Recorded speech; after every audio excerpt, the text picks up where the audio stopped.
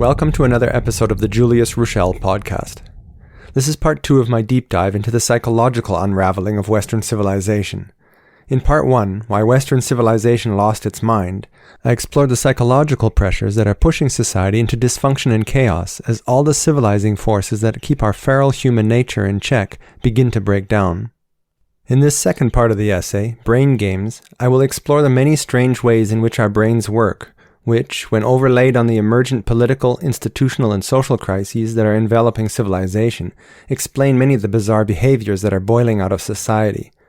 For example, we'll see how toxic ideas boiling out of our broken institutions can spread like wildfire through our hive-minded society, much like a faulty software update can spread through a network of interconnected computers.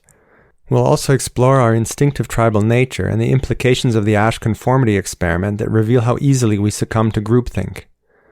We'll also examine how the supposed hyper-individualism of the post-World War II era actually fueled an era of hyper-tribalism thanks to a phenomenon known as the zeal of the convert. And we'll learn about the bizarre loyalty tests that monkeys impose on each other to test one another's tribal loyalties. We'll also explore the strange analogy of the rider and the elephant, which are metaphors for emotional versus rational thinking, as well as the Stanford Prison Experiment, the Milgram Obedience Experiment, the primate studies that revealed the tyrannical rule that happens when a coalition of betas is able to overthrow an alpha, and discover how small, intolerant minorities can impose a kind of dictatorial rule over tolerant majorities. In the upcoming third and final part of this essay, called A People Unfit for Democracy, I will explore the social cycles that have haunted humanity since the dawn of time as different forms of government rise, grow stale, and get replaced by the next stage, and the implications for our own era as our corrupted democracies teeter on the brink of exhaustion. So make sure you subscribe to my Substack so you don't miss it. So let's dive in. Section 1. How faulty software updates get uploaded to the hive mind. Everyone thinks they know how to make a pencil until they're asked how they would mine and refine the graphite to make the lead, how to build the chainsaw used to cut down the tree to make the wood, how to build the lathe to mill that wood into a shape of a pencil, how to mine and refine the steel required to build the lathe that mills the wood, how to make the machines that are required for mining and refining the iron ore required to make that steel, and so on. If you've never read the famous story of iPencil, I encourage you to Google it. What's true about pencils is true about virtually all of civilization, including most of the thoughts and beliefs that we carry with us. We each have a tiny area of direct experience and expertise, but beyond that we merely function because we tap into the knowledge and wisdom of a greater whole as we rely on the expertise of others to carry us through life. We are not fully autonomous individuals. We are wholly dependent on being plugged into a much larger functional herd. And the more complex society gets, the more dependent we become upon the expertise of others. No animal species collaborates so fully with other non-related members of its own species. In effect, we are each merely cogs in a much larger unit. Civilization happens when all those separate cogs come together. In order to navigate this complex society, every individual quite literally builds a seemingly coherent mental map of the world by adopting and outsourcing information, technology, and skills from others. What choice do we have? It's the only way to navigate the vast complexity of human society. Without that outsourced second-hand knowledge, skills, and technology, we're reduced to an atomized collection of individuals scrambling to live hand-to-mouth. Individually, our mental map of the world may be wholly incomplete, deeply flawed, and full of irrational beliefs. But as long as we continue to successfully perform our little part within our larger functional society, civilization can bloom nonetheless. As long as the information and technology circulating in society is grounded in some version of reality, flawed individuals with limited information can collaborate to create a functioning whole. I know that plate tectonics and viruses in the vacuum of space are real, and yet I've never seen the continents move, seen a virus with my own naked eye, or experienced the cold emptiness of outer space. I rely on the knowledge, calculations, and experiences of others. But as long as those ideas pass through a functioning institutional process that serves as a kind of gauntlet to separate the good from the bad, I can thrive nonetheless based on my own incomplete and outsourced mental map of how the world works. The same is true of our understanding of philosophy, history, morality, and so on, which are all essentially ideas imported into our minds from others, mostly through memorization, and then we build our own lives and choices on top of that imported knowledge base. But what happens when the ideas boiling out of our institutions and being shared within our peer groups become compromised by corruption, self-interest, or ideology? And what happens if something as simple yet fundamental as freedom of speech has been suppressed for political purposes, which makes it all that much harder to course correct? Garbage in, garbage out. If the processes I trust to deliver accurate information begin to spew nonsense, then I will build a coherent map of the world based on that nonsense and not know the difference, and I will begin to act upon those nonsensical beliefs. That's when the glue that enables a cohesive collaboration between flawed individuals begins to come apart. Planes start falling out of the sky, the lights begin to flicker, and what counts as moral and true unravels into chaos. In the late stage of the civilizational cycle, which I discussed in part 1 of this essay, when all the institutions and core assumptions are corrupted, politicized, or obsolete, increasingly bizarre beliefs begin to boil out across the whole of society, even as all the institutional processes that normally filter information become too corrupted and too politicized to purge those falsehoods before they become embedded in the minds of greater society. These erroneous beliefs are then compounded as other individuals, politicians, activists, and corporations all upload those faulty ideas, incorporating them into their operating system and even learning to weaponize them against others for their own benefit. And so that's how we get from a philosophy of sticks and stones may break my bones to a new era in which we censor factual information to protect perma-victims from emotional trauma, backed by an entire rotten academic community churning out rotten research that cherry-picks evidence to make eloquent arguments in support of that idea. Like a software update gone wrong, as the institutions start spewing nonsense, those faulty updates spread like a mind virus throughout society as society attempts to behave in a way that is consistent with those faulty uploaded beliefs. The main difference between a society steeped in superstition and a society steeped in evidence-based thinking is not the people themselves. Most are exactly the same faulty, superstitious, irrational human beings. For the most part, the only difference is the guardrails of the institutions that filter and spread knowledge. Humans may not be logical, and they may be very bad at long-term second-order thinking, but they are extremely creative, adaptive, and opportunistic. So if inventing another gender, or wrapping themselves in victimhood, or catering to dominant political narratives leads to power and resources, most will not hesitate to do it. And many will not even realize there's anything wrong with their thinking, because none of their previous beliefs were acquired due to anything other than mimicry either. Such is the illogical nature of our human species. In 2011, researchers at the Rensselaer Polytechnic Institute conducted a study into how ideas spread.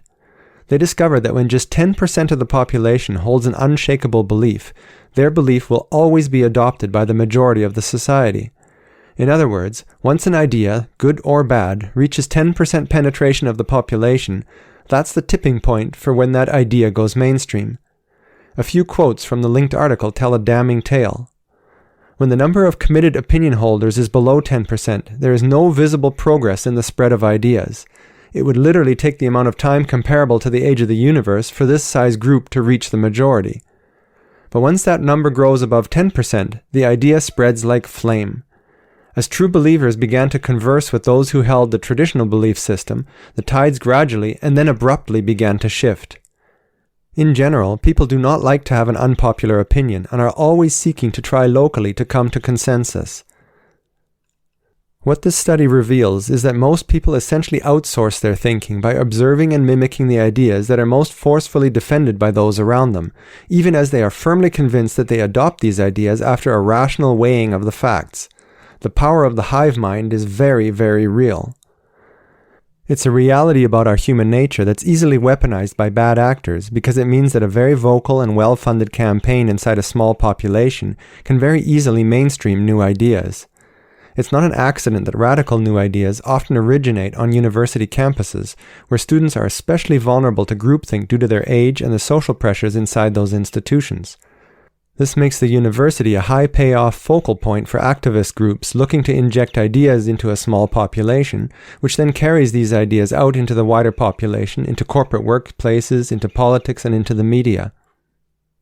The complexity of our civilization is effectively working against us because any system that relies on outsourcing most of its thinking to others is a sitting duck for any false belief that acquires an aura of credibility as that belief gets spread through our institutions, media, and political leaders.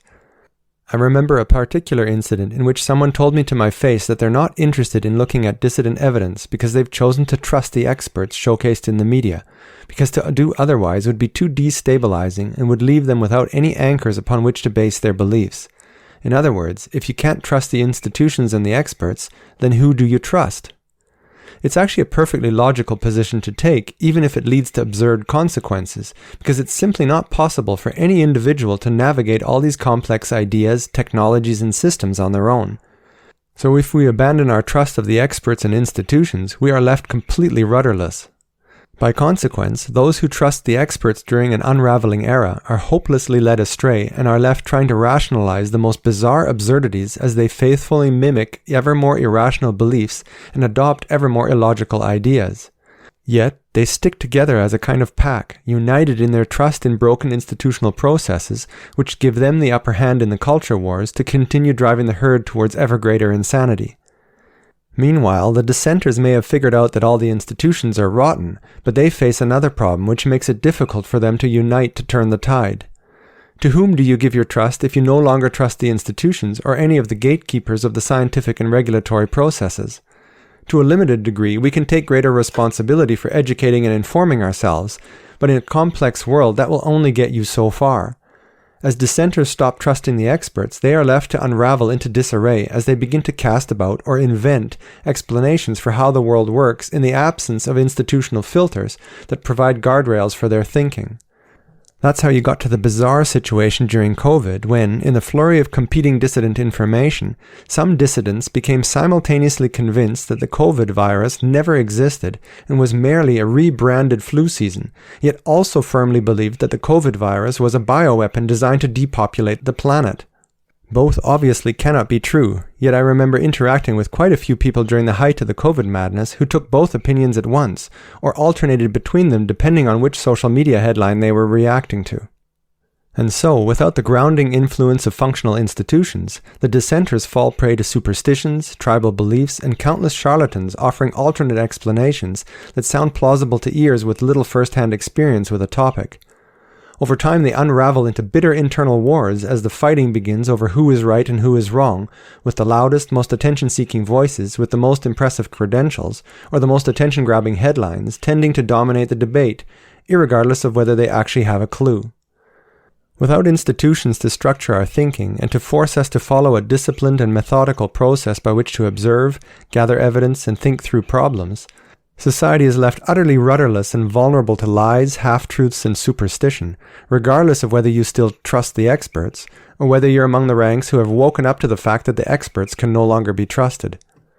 The solution is not to find some new trusted voice to guide you through the chaos.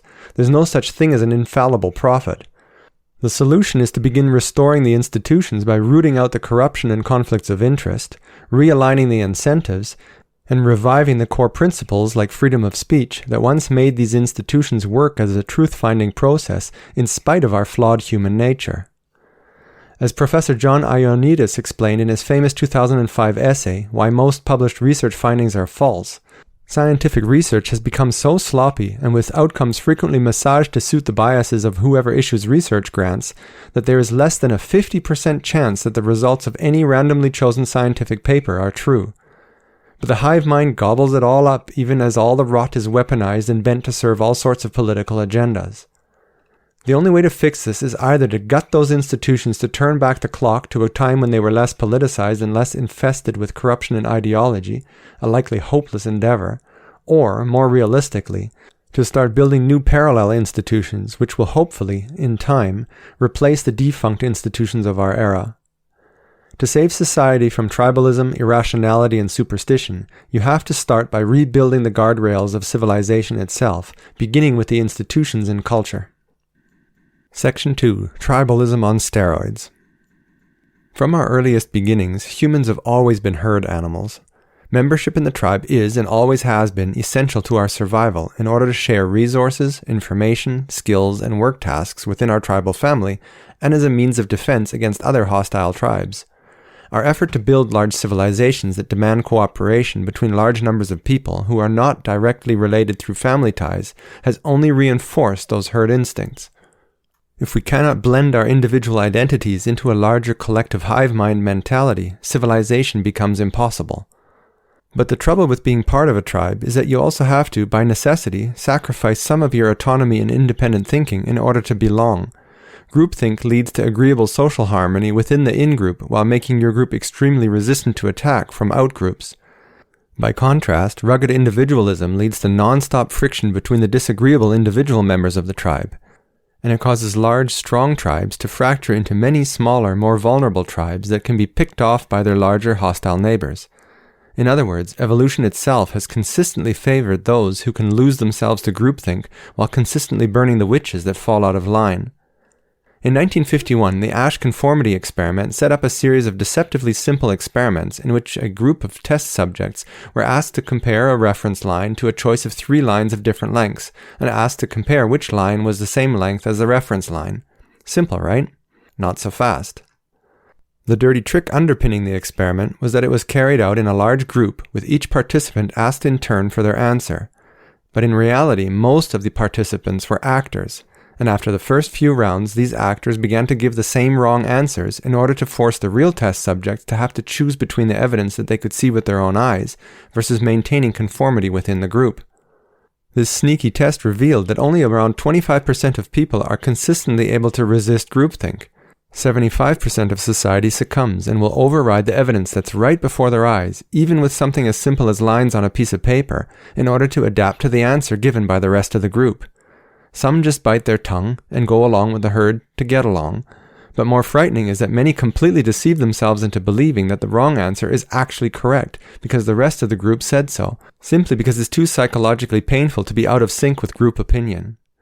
In short, we're literally wired to override the evidence we can see with our own eyes in order to maintain cohesion within our group. We are herd animals, and so we orient towards the consensus of the herd. For most people, social harmony comes before truth. This is why it's easy to have perspective and clarity in solitude, but it's so hard to keep that perspective as soon as you become part of a crowd. That's also why good, moral, empathetic, upstanding citizens can commit the most horrific crimes if they are part of a lynch mob.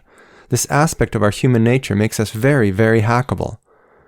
Project this lesson onto modern society, where our institutions are corrupted and captured by political agendas, where our media is serving as a deliberate propaganda tool for establishment voices, where our cultures have been overrun by mass migration without a need for assimilation from cultures that did not grow up in a tradition of classical liberal values, and where most people are simply not knowledgeable enough about most issues to have a high degree of confidence in their opinions about complex issues that they know little about.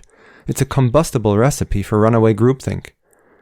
If you're unfamiliar with the Asch Conformity Experiment, it's worth taking 4 minutes to watch the sobering clip that I've linked in the essay to get up to speed. The experiment was a shocking expose of just how easily our minds can be hacked, and yet it is an essential part of our survival as a species because it allows us to create conformity within the herd, which would otherwise fracture into disarray and leave us vulnerable to be conquered, killed, or outcompeted by rival tribes. Furthermore, to achieve the high degree of collaboration between unrelated individuals that is required in order to build a complex civilization, you need a high-trust society. Your tribe is essentially a large extended family with a shared set of values, beliefs, principles, and common goals. Your behavior, your sense of right and wrong, your confidence that your family can be raised in peace at the center of that herd as long as you play by the rules of the tribe, and your security if another tribe attempts to attack you, all stem from your tribal membership. And so, a very high degree of social cohesion within our tribe, in other words, agreeableness, is hardwired into our DNA because it has been essential to our survival for millions of years, even if it frequently comes at the expense of the truth. Section 3. The Zeal of the Convert, the Failed Experiment in Post-World War II Hyper-Individualism. One of the most defining accomplishments of classical liberalism was to transfer our tribal identity onto the nation-state to turn the nation as a whole into an even bigger family. In America, that national identity was built around the idea of individual freedom, which was safeguarded by a universally accepted set of rules enshrined in the Constitution and the Bill of Rights. By contrast, in Europe that national tribal identity was built around ethnic and/or religious identities. Germany for the Germans, France for the French, Sweden for the Swedish, Turkey for the Turks, etc. And in Canada, outside of Quebec, that national tribal identity was built upon not being an American, ever since the Loyalists fled north to populate Canada after losing America's Revolutionary War. However, World War I and World War II demonstrated that ethno-nationalism is a combustible recipe that leads to ferocious wars between nations and to horrific persecution and even genocide against minorities living inside those ethno-states. And so, post-World War II internationalism deliberately set about collapsing the idea of national identities and replacing them with the lovely-sounding idea of multiculturalism, epitomized by Trudeau's post-national Canada. Europe also jumped headfirst onto this idea by creating the European Union with open borders and by embracing mass migration. America did the same thing, though to a lesser degree, because America's founding identity as a multi-ethnic melting pot, centered around the idea of individual liberty, was more resistant to the artificial multicultural identity that was being pushed by the globalists. But multiculturalism goes entirely against our natural tribal instincts. We are a tribal species that looks for easily identifiable markers to find our in-group. A couple of decades of idealistic social engineering cannot erase instincts that are written into our DNA. By collapsing national identities in an effort to live together as the United Nations, our tribal instincts began to invent new tribal identities to regain the sense of belonging and security that comes from being part of a larger tribe.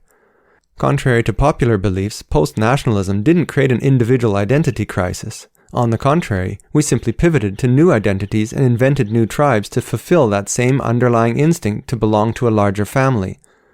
But what it did do was strip us of a shared identity as society fractured into countless smaller tribes. The world is a hostile and competitive place, so instinctively we seek to face off against the world with a strong tribe standing behind us. And so, those who most wholeheartedly embraced this new idea of multiculturalism, and therefore voluntarily shed their national and ethnic tribal identity, were thus the most prone to adopting wokeism, neoliberalism, socialism, and post-nationalism as their new tribal identity. And then immediately set about, in the tradition of our tribal ancestors, to start beating everyone over the head who didn't embrace this new identity. We may have technologically distanced ourselves from the Stone Age, but the instincts of the Stone Age are still alive and well deep within the subconscious recesses of our minds. Furthermore, within that multicultural envelope, a host of additional tribal subgroup identities began to crystallize out of the multicultural soup: gender, sexuality, various victimhood identities, vaccination status, and so on and so forth. Even identity based on skin color is experiencing a revival among the woke. Fashion trends have become tribal markers, as have hobbies and even the type of car you drive. Complicating it all, many ultra-religious immigrants pouring into our countries under the new anti-nationalist policy of unassimilated mass migration, who do not share the Judeo-Christian cultural traditions of their new host country, were suddenly freed from the responsibility to assimilate and instead began hardening their individual sense of identity around their religious identity, a problem that many Western nations will soon need to confront as that demographic continues to grow.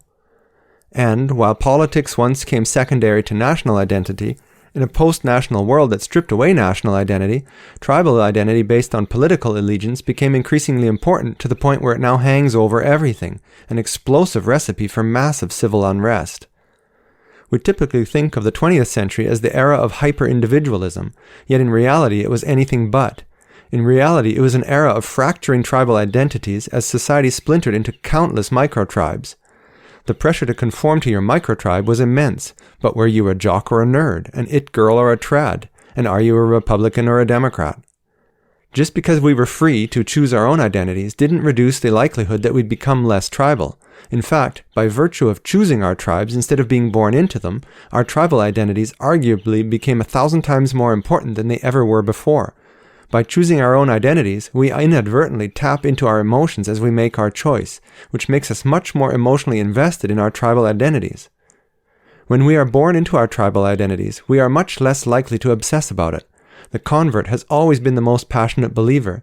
The zeal of the convert is a well-known phrase to describe the intense enthusiasm and dedication someone shows after adopting a new belief, cause, or identity, often surpassing those who have held it longer. Furthermore, as we centralized ever greater power and resources in the hands of the government over the course of the 20th century, the size of the prize kept growing larger for anyone who figured out how to manipulate the government to give them preferential access to that power and those resources. Once again, the incentives favor tribalism to get your group to the top of the hierarchy. The nanny state creates the ideal incentives for tribal collaboration. And so, while wokeism is united in its hatred of nationalists, conservatives, and free thinkers who refuse to bow to woke tribal identities, The woke tribe is simultaneously composed of 1,000 warring internal divisions as those micro-tribal identities compete for preferential access to power, resources, and privileges. None of those individuals are broken. They are merely acting out the Stone Age instinctual programming that naturally seeks out a tribal identity to help the naked ape compete in a complex, hyper-competitive world. Tribal allegiance and tribal collaboration are the keys to maximizing power, privilege, and preferential access to resources. With tribal identity also comes tribal loyalty, yet another impulse that's written right into the fabric of our DNA. We instinctually know that those whose loyalty changes with the changing direction of the wind cannot be trusted, and so we are instinctually wired to defend our tribe and maintain our tribal allegiance, even if it requires overriding our own perceptions, ignoring obvious facts, and even if it requires putting up with some awful tribal rituals to prove our membership and loyalty to the herd. The need to fit in has forever been a stronger impulse than the need to be right. The witch hunts of history have always served the dual purpose of purging the free-thinking dissidents who threaten the social cohesion of the herd, while simultaneously setting an educational example for the rest of the herd to teach them to set aside their misgivings and commit wholeheartedly to defending the consensus of the herd.